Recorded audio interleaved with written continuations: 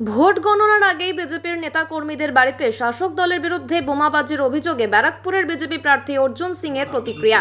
বলতে পারবো না যে তুমি কেন বোম মারছো, আমি পুলিশকে বলতে পারি যে আপনারা কেন এটা বোম মারাচ্ছেন। এই বোম মারিয়ে সারা জগদ্দল ভাটপাড়া পুরো এই শিল্পাঞ্চলে শুধু ক্যামেরা ক্যামেরা আছে, তারপরে বোম মেরে চলে গেছে, এখন পর্যন্ত ধরতে পারেনি।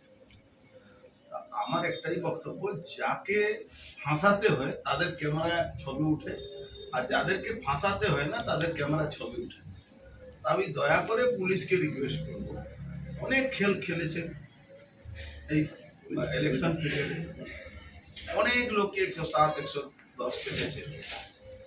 এবার তো ল অ্যান্ড অর্ডার দায়িত্ব আপনার আছে, এই ল অ্যান্ড অর্ডার দায়িত্বটাকে পালন করবেন। আর ব্যারাকপুরের ইতিহাসটাকে একটু জেনে নিন। ব্যারাকপুরের ইতিহাস না জেনে যদি এই ধরনের কাজকে প্রশ্রয় দেয় প্রশাসন, আমার মনে হয়েছে প্রশাসন এটা ভুল পদক্ষেপ। আমি বারবার বলি, ব্যারাকপুরের যে রিয়াকশনারি জায়গা, এখানে রিয়াকশন খুব তাড়াতাড়ি। তো আমি এখনো বিশ্বাস করি কি পুলিশ প্রশাসন চাইলে সবকিছু করতে পারে।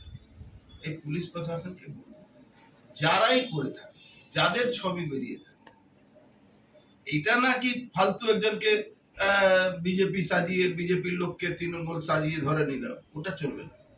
যাদের প্রমাণ আছে, যারা করেছে তাদেরকে অ্যারেস্ট করবে আর ভালো শাস্তি দিন।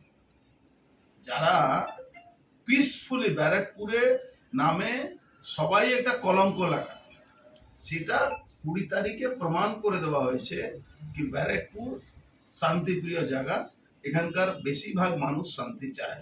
কিন্তু কিছু তৃণমূলের নেতারা এটাকে আবার গরম করে করার চেষ্টা করছেন, তারা কিন্তু মূর্খের সঙ্গে বাস করছেন।